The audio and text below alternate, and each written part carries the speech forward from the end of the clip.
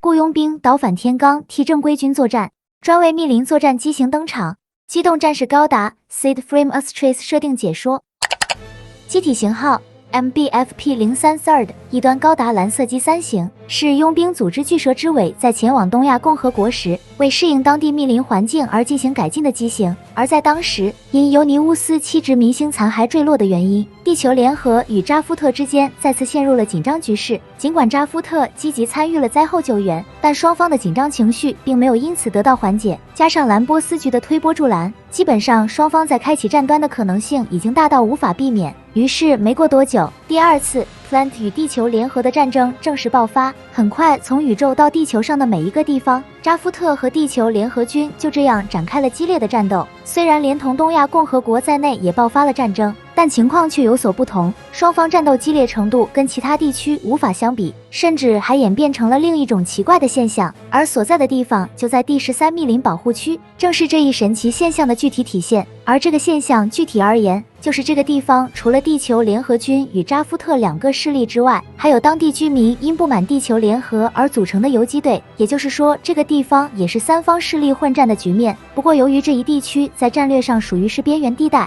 使得地球联合军和扎夫特2方都有所节制，并不打算对战斗有过多的投入，甚至发展到了仅仅为了维持战斗的状态，各自都找了雇佣兵来代替正规军战斗的情况。而从云和所率领的佣兵组织巨蛇之尾就接到了地球联合军的委托，参与到了这场战争。为此，组织里的成员都统一更换了新的服装，没有像之前那样服装显得比较随意。同时，为了适应当地的密林地形环境进行作战，从云和在出发之前，还对自己的一端高达蓝色机2型 G 式进行了改造，而改造的工作就交付给了回收屋的罗球尔。罗球尔在得到从云和的委托后，在隆德密纳萨哈克提供的帮助下，很快在天之预铸的工厂内完成了机体的改造工作。其改造后的机型便就是这一款一端高达蓝色机3型。为了节省时间，罗球尔没有对机体本身进行太多的改造，更多的是给机体额外增加部件的方式，来满足适应密林环境的作战要求。可以很明显的看到，在机体2个手臂上新安装了实体巨刃，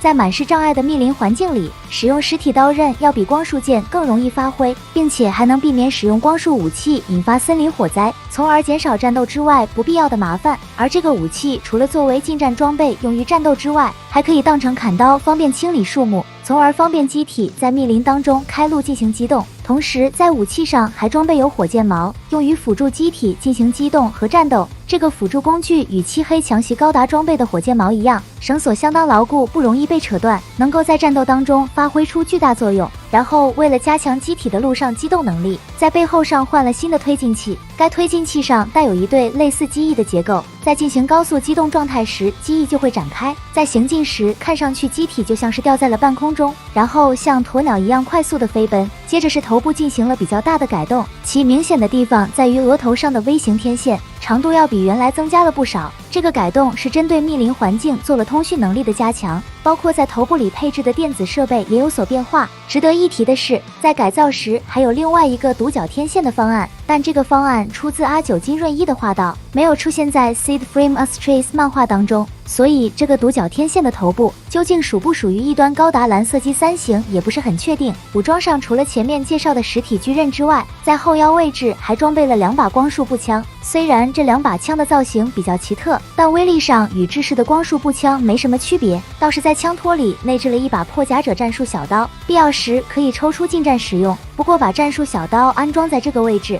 这个做法让人感觉有点神奇。而在膝盖位置新增的这2个部件也带有武器，当外甲展开了以后，这2个位置就会输出光束形成刀刃，用法与无限正义高达的角刀有些类似，都是通过下盘来对敌发起攻击，并且在脚后跟位置还各有一把破甲者战术小刀。这2把战术小刀不采用手持方式，而是附在脚后跟的位置上，在展开后通过踢腿动作来对敌进行攻击。剩下的武装还有75毫米口径豪猪阵近防机炮，这个是机体上一直就有的装备，没有改变，其作用仍是发挥牵制和末端防御。虽然武装上还是携带了光束武器，但从云和在第13密林保护区拿到机体以后，遇到战斗时还是不选择使用。由此可见，从云和虽然作为佣兵，但不会为了完成雇主的委托而肆意妄为。然而罗求尔还是花费了些时间进行改造，使得从云河没有在第一时间就用上异端高达蓝色机3型，所以从云河一到地方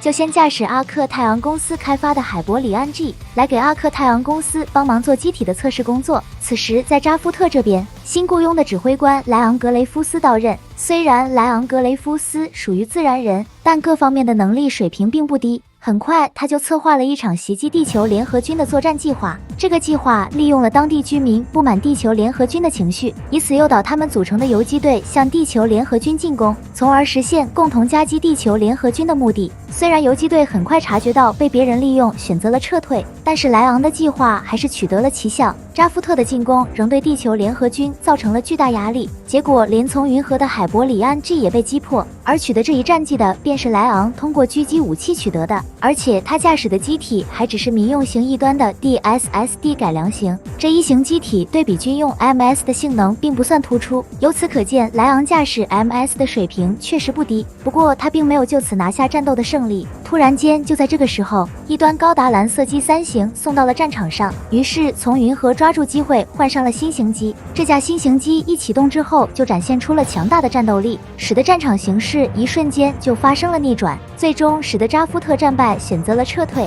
之后从云河就一直驾驶异端高达蓝色机3型战斗，一度发展到与扎夫特进行联合，一起歼灭了由卢卡斯率领的新生势力第4军，也就是之前介绍的雷轰高达。开发公司富士山社在送到第13密林保护区后，测试驾驶员卢卡斯发生叛变，用计将其夺走。接着卢卡斯就聚集了附近的逃兵，成立了第4军，并以此为基础展开活动。尽管在第13密林保护区雷轰高达的性能属于最强，但卢卡斯遭遇到了最强佣兵从云河的挑战。其率领的第4军在夺得扎夫特基地后，多方势力开始联合对第4军展开了进攻。很快雷轰高达就被异端高达蓝色机3型击破，其驾驶员卢卡斯欧唐纳直接阵亡，而他所率领的第4军也就此瓦解。于是当从云河成功平定了第4军的叛乱以后，他率领的佣兵组织巨蛇之尾也就完成了委托任务。在离开了东亚共和国第13密林保护区后，便将异端高达蓝色机3型恢复到了改装前的模样。从这以后，这个为密林环境作战的机型就没有再次出现。